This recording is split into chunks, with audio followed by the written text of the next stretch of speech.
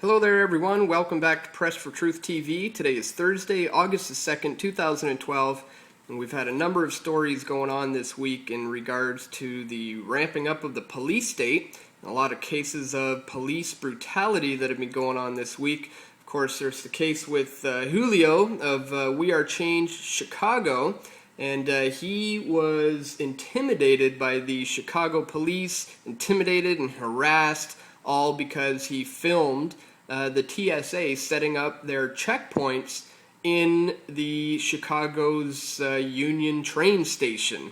And he was subsequently met by a police officer and completely intimidated and harassed for doing that. And then, of course, we have the case with Adam Mueller of copblock.org. And Adam is now potentially facing upwards of 21 years in prison for posting information on this website in regards to a case that is going on with a police officer who had slammed a 17-year-old boy into a table at a cafeteria there at a high school. And obviously we also have the case of what's going on in Anaheim, California. Can't forget about that, the militarization of the police force there. And this is all in response to a community-led protest where they were organizing and rallying together to protest against police brutality, in fact. And the police decided to respond by basically sending out the troops, the militarized police, to patrol the streets of Anaheim.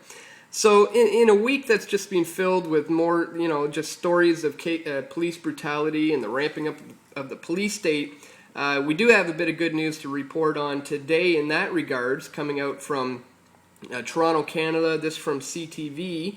Toronto police are being sued for $1.4 million over G20 hairy legs profiling. A group of 7 protesters from Hamilton, Ontario, are suing Toronto police for $1.4 million, claiming they were unfairly profiled, arrested, and mistreated during the G20 summit. Lawyer Davin Charney served the Toronto Police Service with a 44-page statement of claim on Wednesday, outlining a litany of allegations against the police force. The lawsuit claims his clients were arrested without reason, held for more than 24 hours in a detention center, and in some cases sexually assaulted before they were released without charges. Charney says the Toronto police unfairly profiled his clients and arrested them because they appeared to be protesters based on their clothing and physical features, which included women with hairy legs. And here's a short video report that they have to coincide with this particular article. 7 people from Hamilton are seeking $1.4 million, claiming wrongful arrest and illegal detention during the June 2010 G20 summit. Also, among the long list of allegations, papers filed with the court claim some were victims of sexual assault. CTV's Rhino Ullman reports. They arrived at Toronto Police Headquarters, lawsuit in hand. Here's our claim. 3 of the 7 plaintiffs, who are suing for $1.4 million for the illegal arrest, detention, and sexual abuse they claim they suffered at the hands of Toronto police during the G20 summit. In this case, the Toronto Police Service officer seems to have profiled some of the women as protesters because they had hairy legs, which is very unfortunate and, in my respectful submission, illegal. But the lawyer for the group says this claim is not about hairy legs. It's about senior officers profiling people who carried backpacks and wore black. It's about a reckless disregard for fundamental rights. It's one example of how people in this city were treated by the Toronto Police during the G20. The group of 7 say they were at this Amato's Pizza on Yonge Street when about a dozen police officers came in and arrested them. The arrest happened outside in public. Alicia Ridge claims there were female officers there, but she was patted down by a male officer. It was a fairly pathetic rendition of a search in that it was just a quick run of a hand, of a leg, followed by a swift ass grab, and there were lots of sexualized comments that went along with it. From there, the group says they were taken to the East Detention Center, where they allege more abuse. 6 of the 7 plaintiffs were subject to unlawful and degrading strip searches. The group of friends are from Hamilton and had come to Toronto to take part in the G20 protest. When one plaintiff was asked why he came to the G20, Maybe I'll get back to that one. I'll think about that one. now, the lawsuit was actually filed on June 26th, the last day before the deadline to make any claims. Now, according to the statement of claim, the 7 friends were actually at Allen Gardens just prior to attending the pizza shop. As you may recall, Allen Gardens was somewhat of a staging area for the protesters. They were initially searched by police and then released. The Police Services Board today declined to comment on the lawsuit because the matter is before the courts. Reporting live at police headquarters, I'm Zoraida.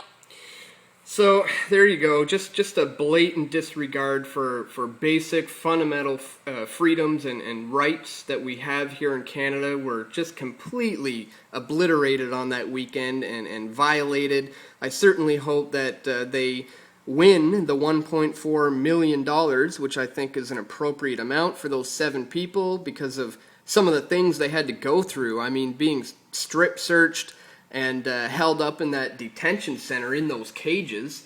You'll recall from our film on the G20, Into the Fire, we were the only people to obtain the CCTV police footage from the police. They were obliged, obligated to give us this footage. We filed an Access to Information Act request in order to obtain the footage.